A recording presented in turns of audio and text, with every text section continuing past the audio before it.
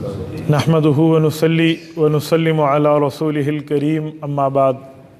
आज हमारा माहाना खानकाही इज्तिमा है ज़िला टांग का।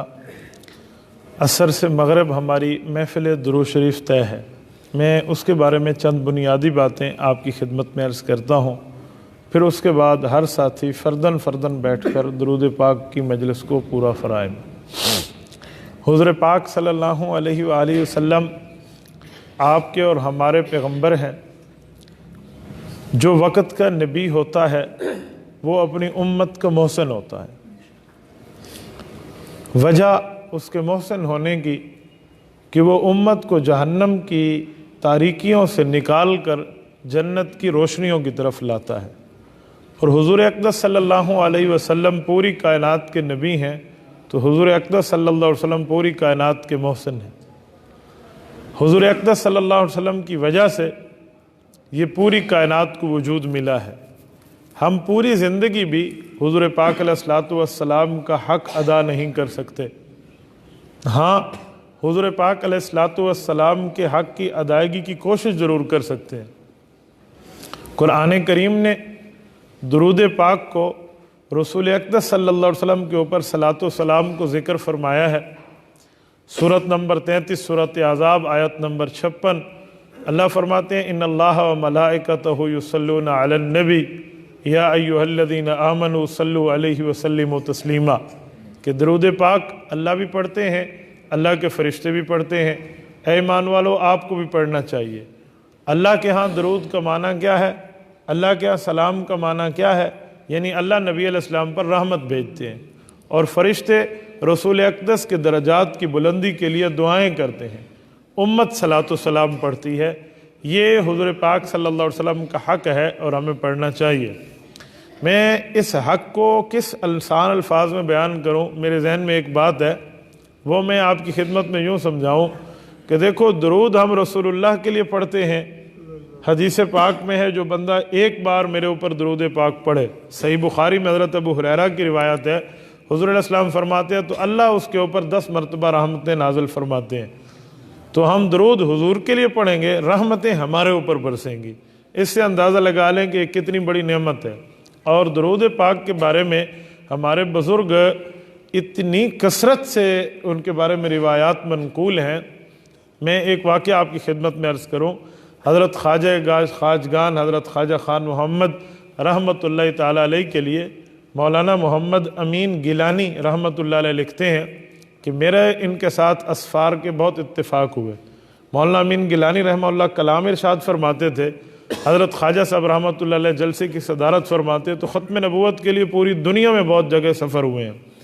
फरमाते हैं, एक बार मैंने सोचा कि हज़रत के ऊपर अगर कभी जलाल की कैफियत तारी होती है, कभी जमाल की कैफियत, जिस दिन हज़रत वजद में बैठे होंगे ना, तो मैं उनसे एक वजीफ़ा पूछूंगा जो मेरे लिए, मेरी औलाद के लिए, मेरी ज़िंदगी के लिए बेहतर हो।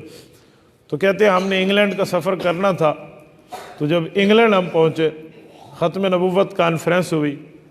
उस वक़्त हज़रत का एक जो मंज़र था वो दीदनी था। तो मैंने हज़रत से पूछा कि आप मुझे कुछ ऐसा अमल बता दें जो मैं हर वक्त उस अमल से रुतबुल लिसान रहूँ। रुतब कहते हैं उस खजूर को जो तरा ताज़ा हो। तो साकित अलई की रुतबन जनिया, कुरान में रुतबुल लिसान, अपनी ज़ुबान को तरोताज़ा रखूँ, कुछ ऐसा अमल बता दें। तो कहते हैं उस वक्त हज़रत ने फरमाया, आप दरूद पाक को पढ़ना शुरू फरमा दें। ये कहते हैं मेरे दिल में आया कि दुरूद शरीफ तो आम सी इबादत है, ये तो हर वक्त बंदा पढ़ता है, शायद अभी हज़रत उस कैफियत में नहीं है जो मैं पूछना चाह रहा हूँ, लिहाजा फिर किसी और मौके पे पूछ लूँगा। कहते हैं मेरी किस्मत अच्छी, हज़रत के साथ उम्रे का सफ़र हमारा तरतीब बन गया और हम इंग्लैंड से मदीना मुनव्वरा आए कि हम उम्रा करके पाकिस्तान आएंगे। जिस वक्त हम हज़रत के साथ मदीना मुनव्वरा पहुँचे, एयरपोर्ट से हम मस्जिद नबवी की तरफ चले हैं, तो कहते हैं मैं इस इंतज़ार में था कि जब रोज़े अक़दस दूर से नज़र आएगा ना और रोज़े अक़दस पर नज़र पड़ेगी, उस वक्त हज़रत से पूछूंगा कोई ख़ास किस्म का वजीफ़ा। तो मौलाना कहते हैं जिस वक्त रोज़े अक़दस का दीदार होने लगा, اور مدینہ منورہ جو لوگ گئے ہیں وہ جانتے ہیں، ابھی مسجد نبوی بندہ دور ہوتا ہے کہ حضور پاک علیہ السلام کا روزہ نظر آ جاتا ہے۔ اللہ یہ منظر ہر مسلمان کو عطا فرمائے۔ کہتے ہیں رسول اللہ صلی اللہ علیہ وسلم کو روزہ نظر آنے لگا تو یہ اس طرف دیکھ کر درود پاک پڑھ رہے تھے۔ اس وقت میں نے سوچا اب کیفیت حضرت کی واقعی وجدانی ہے، تو میں نے ان سے عرض کیا کہ حضرت مجھے کوئی ایسی وظیفہ بتا دیں، کوئی ایسا خاص ورد بتا دیں، کوئی ایسی خاص چیز تعلیم فرما دیں جس کو ہر وقت میں اپنی زبان سے دہراتا رہوں۔ تو حضرت خواجہ صاحب رحمۃ اللہ علیہ نے فرمایا سبز گنبد والے پر درود پاک کو پڑھو۔ کہتے ہیں پھر بھی میں نے سوچا پتہ نہیں کیا بات ہے، درود شریف کے علاوہ اور کوئی بات ہی نہیں کرتے۔ جب ہم مدینہ منورہ سے واپس ہو رہے تھے اور سفر مکہ مکرمہ کا تھا تو حاضری کا اختتام تھا، اس وقت حضرت رو رہے تھے اور مدینہ منورہ مسجد نبوی سے نکل رہے تھے، تو میں نے اس وقت حضرت سے پوچھا کہ حضرت آپ کے ساتھ ختم نبوت کی تحریک میں میری داڑھی سفید ہو گئی ہے، میں نے زندگی آپ کے ساتھ گزاری ہے، ریل اور جیل میں میری زندگی گزری ہے، میرا اتنا عرصہ رہا ہے، تو میں آپ سے کوئی خاص ورد پوچھنا چاہتا ہوں جو مجھے بتائیں، جو میں خود اپنی زبان کو اس میں مصروف رکھوں۔ تو حضرت نے پھر روزہ اقدس کی طرف اشارہ کر کے فرمایا درود پاک کی کثرت کرو۔ کہتے ہیں پھر جا کر مجھے اس بات کا احساس ہوا کہ جسے ہم عام سمجھتے ہیں وہی تو اصل چیز ہے، جسے ہم عام سمجھتے ہیں وہی تو اصل چیز ہے۔ یقین مانیں درود پاک کی کثرت بہت سی نیکیوں کو کھینچ کر لاتی ہے۔ درود شریف زبان اقدس پہ ہو نا، حضور پاک علیہ الصلوۃ والسلام کے اور صحابہ سن لیں تو فوراً سوال ہوتا تھا کہ یا رسول اللہ قیامت کے دن آپ کے قریب کون ہوگا؟ تو اللہ کے رسول نے فرمایا جو میرے اوپر جتنا زیادہ درود پڑے گا اسے میرا قرب نصیب ہوگا۔ تو قرب پیغمبر کتنی بڑی بات ہے، اور آج ہم اس چیز سے ناواقف ہیں۔ میرے دوستو خالی وقت نہ بیٹھا کرے بندہ، زبان نہیں ہلا سکتا تو ذکر قلبی تو ہے نا ہمارے ہاں، دل سے تصور تو کر سکتا ہے درود پاک کا۔ صلی اللہ علیہ وسلم مختصر ترین درود پاک ہے، آپ اللہم صلی اللہ پڑھیں کوئی منع نہیں ہے، لیکن یہ مختصر ترین درود پاک ہے۔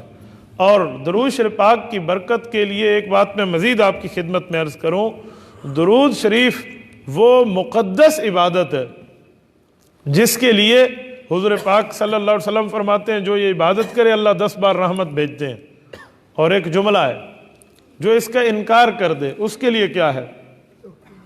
راغم انف رجل، کعب بن عجرہ رضی اللہ عنہ کی حدیث ہے، حضور پاک صلی اللہ علیہ وسلم نے فرمایا کہ انف کہتے ہیں ناک کو، راغمہ کا معنی ہوتا ہے کسی چیز کو یوں پکڑ کے مٹی پہ رگڑنا۔ کہتے ہیں اگر کسی بندے کی ناک یوں مٹی پہ رگڑی جائے نا، یہ وہ بندہ ہے جس کے سامنے میرا نام لیا جائے اور وہ میرے نام پہ درود نہ پڑھے۔ اس سے اندازہ لگ بخیل من ذکرت عندہ فلم یصلی علیہ، فرمایا وہ آدمی کنجوس آپ نے دیکھنا ہونا تو وہ کنجوس وہ شخص ہے جس نے حضور پاک کا نام سننے کے بعد صلی اللہ علیہ وسلم نے کہا۔ یہ ادب ہے پیغمبر علیہ الصلوۃ والسلام کا، حضور اقدس صلی اللہ علیہ وآلہ وسلم کے اوپر درود پاک یوں کثرت سے پڑھے۔ اس کو ہٹا درود پاک اس طرح کثرت سے ہونا چاہیے۔ یہ جو تسبیح ہے نا یہ یاد دہانی کے لیے ہوتی ہے ہاتھ میں، اکثر لوگ تسبیح نہیں رکھتے، لوگ سمجھتے ہیں ریاکاری ہے۔ میں نے کہا ریاکاری دل میں ہے، آپ کی تسبیح آپ کے ہاتھ میں ہوگی نا تو یہ نہ سمجھو میں نے ریاکاری کے لیے رکھی ہے، آپ یہ سمجھ لیں میں نے ہاتھ میں تسبیح اپنی یاد دہانی کے لیے رکھی ہے۔ بعض اوقات باتوں میں بندہ بھول جاتا ہے، کوئی بات کر رہا ہوتا ہے تو کچھ اور سوچنا شروع کر دیتے ہیں، ہاتھ میں تسبیح دیکھے گا تو پھر شروع ہو جائے گا۔ میں حیران ہوں جب سے یہ موبائل آئے ہیں نا اس دن سے لوگوں کے ہاتھوں سے تسبیحیں نکل گئیں۔ پہلے ہاتھ میں تسبیح ہوتی تھی، آج کل تسبیح نکل گئی، موبائل آ گئی ہے۔ تو موبائل رکھیں لیکن ضرورت کے لیے رکھیں۔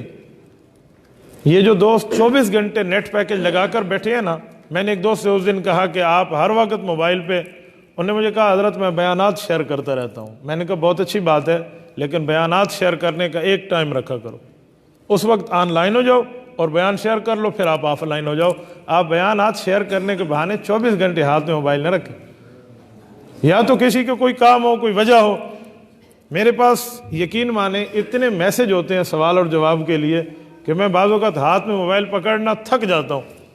اب بھی میں آپ کو دکھاؤں نا، کم از کم کوئی 1800 کے لگ بھگ یہ 2 دنوں کے میسج ہیں، سوالات ہیں جن کو میں نے حل کرنا ہے۔ راستے میں سفر کے اندر مجھے بعض اوقات پتہ نہیں ہوتا ہماری گاڑی کہاں سے گزر رہی ہے، میں اس پر لگا ہوتا ہوں، جواب سوال کا جواب۔ تو کسی کی ایسی مجبوری ہے چلو پھر تو وہ رکھے، لیکن جس کی ایسی نہیں ہے، جس نے صرف موبائل میں بیانات شیئر کرنے ہیں، کسی کو بھیجنے، وہ ایک وقت رکھ لے، تو ہاتھ میں تسبیح رکھا کریں، اس تسبیح کو یاد دہانی کے لیے سمجھیں، یہ نہ سمجھے کہ ریاکاری ہے۔ ریاکاری تب ہے جب آپ کہیں کہ لوگ مجھے نیک کہیں، پھر ریاکاری ہے، ورنہ یہ ریاکاری نہیں بنتی۔ ہاتھ میں تسبیح یاد دہانی کے لیے رہتی ہے، تو درود پاک کو بندہ پڑھتا رہے، جتنی کثرت سے ہو سکے درود شریف کو پڑھے۔ رسول اقدس صلی اللہ علیہ وآلہ وسلم سے صحابہ کا تعلق یہ تھا کہ صحابہ گھر سے نکلتے حضور کی محفل میں پہنچ جاتے۔ آج ہم اس حیثیت میں تو نہیں بیٹھے کہ حضور پاک کی مجلس میں حاضری دے سکیں، اور اس حیثیت میں بھی نہیں بیٹھے کہ ہم حضور پاک کے روضے پہ حاضر ہو سکیں۔ تو جب ہم دور ہیں تو ہمیں دور رہ کر بھی تعلق رکھنا چاہیے، تو وہ تعلق درود پاک کا ہے۔ آپ درود پاک پڑھیں، اللہ رب العزت فرشتوں کی جماعت کی ڈیوٹی لگا دیں گے، وہ کتنا گناہگار مسلمان کیوں نہ ہو، بس کلمہ گو ہونا چاہیے، وہ درود پاک پڑھے، فرشتے رسول اللہ صلی اللہ علیہ وسلم کے دربار میں جا کر درود پیش فرما دیں گے۔ فرشتے رسول اقدس صلی اللہ علیہ وسلم۔ حضرت عبداللہ ابن مسعود رضی اللہ عنہ کی حدیث ہے، یہ نسائی شریف کی جلد اول باب التسلیم علی النبی صلی اللہ علیہ وسلم کے تحت روایت موجود ہے۔ یہ سنن نسائی سیاستہ کی وہ معتبر ترین کتاب ہے جس کو صحیح بخاری کے بعد سخت صحیح شرائط لگانے کا درجہ اور اعزاز حاصل ہے۔ بعض حضرات صحیح بخاری کے بعد سیاستہ میں سنن نسائی کو گنتے ہیں، پھر صحیح مسلم کو گنتے ہیں۔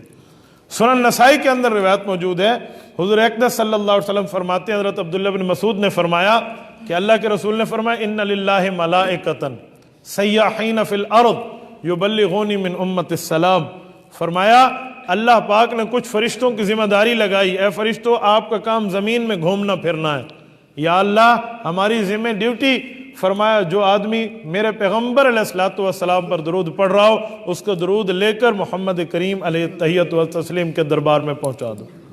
جیسے فرشتے یہاں بیٹھے ہیں وہ ہمارے اعمال لکھ رہے ہیں، جیسے فرشتے ہماری حفاظت کے لیے ہیں، جیسے فرشتے منکر اور نکیر ہیں، فرشتے ہاروت و ماروت ہیں، جبرائیل کا اپنا کام، میکائیل کا اپنا کام، اسرافیل اور اسرائیل کا اپنا کام، جیسے ان فرشتوں کے کام ہیں ویسے یہ فرشتے ہیں جو رسول اللہ صلی اللہ علیہ وسلم کا زمین میں درود پاک اکٹھا کرتے ہیں۔ اس کی شرح میں علماء نے لکھا ہے کہ جب کسی جگہ کوئی بیٹھ کے درود پاک پڑھ رہا ہوتا ہے، درود پاک پڑھ رہا ہے تو فرشتے ایک دوسرے کو آواز دے کر کہتے ہیں جس چیز کو ہم ڈھونڈ رہے ہیں، جس چیز کی تلاش میں اللہ نے ہمیں آسمان سے بھیجے، آؤ وہ تمہارا مقصود یہاں مل گیا، آؤ۔ وہ کہتے ہیں فرشتے یوں بیٹھنا شروع ہوتے ہیں، او آسمان تک ایک قسم کی لڑی بن جاتی ہے کہ وہ درود پاک پڑھ رہے ہیں۔ تو اس کام کو ضائع نہیں کرنا چاہیے، اس وقت کو ضائع نہیں کرنا چاہیے، ہر وقت بندہ درود پاک پڑھے۔ یہ خانقاہی اجتماع میں اس طرح متعین کر کے بٹھانا یہ تعلیماً ہوتا ہے، سمجھانے کے لیے ہوتا ہے کہ اس طرح بندہ پڑھ لے، پھر اس کی عادت بنا لے، عادت بنا لے۔ اب ہمارا خانقاہی اجتماع شروع ہے نا، میں تو اس نیت سے مسجد میں داخل ہوا ہوں، ابھی نیت سے داخل ہوا کہ میں اشراق تک مسجد سے نہیں نکلنا، میں نے مسجد میں بیٹھنا ہے تو باقی ساتھی بیٹھنے ہیں، اب میں یہاں سے نکل جاؤں فلاں کے پاس، فلاں کے پاس، فلاں کے پاس، تو جو ساتھی میرے ساتھ بیٹھے ہیں انہوں نے بھی نکل جانا ہے، تو میں تو یہ نیت کر کے بیٹھا ہوں۔ تو جو حضرات یہاں تشریف فرما ہے وہ یہ نیت کر کے بیٹھے ہیں کہ یہ 24 گھنٹے بھی نہیں بنتے، یہ 12 سے 13 گھنٹے بنتے ہیں، یہ ہم نے اللہ رب العزت کو دیے ہیں۔ اعتکاف کی نیت کر لیں ابھی سے، اعتکاف والے کو کتنا ثواب ہے، اور درود پاک کی محفل شروع فرما دیں۔ ہر ساتھی تنہائی میں، تنہائی کا معنی ہے یکجا نہ بیٹھیں، ہم لائن میں بیٹھ جائیں جیسے بیٹھتے ہیں، ہر آدمی اپنا اپنا درود پاک پڑھے، تسبیح کے اوپر بیٹھ کے پڑھے، حضور پاک صلی اللہ علیہ وآلہ وسلم کو دل میں حضور کی محبت کو مستحضر سمجھ کے پڑھے، اور اس نیت سے پڑھے کہ میرا یہ درود پاک رسول اللہ صلی اللہ علیہ وسلم تک فرشتے پہنچا رہے ہیں، اور جس آدمی کا درود پاک رسول اقدس صلی اللہ علیہ وسلم کے دربار میں فرشتے لے کر جائیں تو اس آدمی کا ذکر حضور کی مجلس میں ہوگا۔ خوش قسمت ہے وہ بندہ جس کا ذکر، خوش قسمت ہے وہ امتی جس کا تذکرہ اس کی نبی کی مجلس میں ہو جائے کہ میرا ذکر اس پر ہو رہا ہے۔ جب حضور پاک صلی اللہ علیہ وسلم سے تعلق ہر بندے کا اپنا ہے تو حضور پاک علیہ الصلوۃ والسلام کے ساتھ درود پاک اس نیت سے بندہ پڑھے۔ امام طحطاوی رحمۃ اللہ تعالیٰ علیہ لکھتے ہیں جب درود پاک کو آپ پڑھیں گے تو اس نیت سے پڑھیں کہ گویا میں رسول اللہ کی مجلس میں حاضر ہوں، گویا میں حضور اقدس صلی اللہ علیہ وسلم کی مجلس میں حاضر ہوں اور رسول اقدس صلی اللہ علیہ وسلم درود پاک کو پڑھ رہا ہوں۔ تو یہ اس طرز پہ پڑھنا اور اس نیت سے پڑھنا کہ فرشتے وہاں تک لے کر جائیں گے، اس کو بندہ جو ہے نا اپنے لیے غنیمت سمجھے۔ تو اب ساتھی قبلہ رخ ہو جائیں، صفوں میں اسی ترتیب سے بیٹھ جائیں اور درود پاک شروع فرما دیں۔ جس کے پاس تسبیح ہے ہاتھ کی مسبحہ وہ اس پہ پڑھ لے، جس کے پاس نہیں ہے وہ ہاتھوں کی گٹھوں کے اوپر یوں نشانات پر پڑھ سکتا ہے۔ تھوڑا تھوڑا ایسے کھل کے بیٹھ جائیں صفوں میں مغرب کی نماز سے پہلے تک، چلو 4-5 منٹ پہلے آپ حضرات اٹھ کے اپنے تقاضوں کو پورا کر سکتے ہیں، لیکن اس میں آپ محفل شروع فرما دیں۔ جزاکم اللہ۔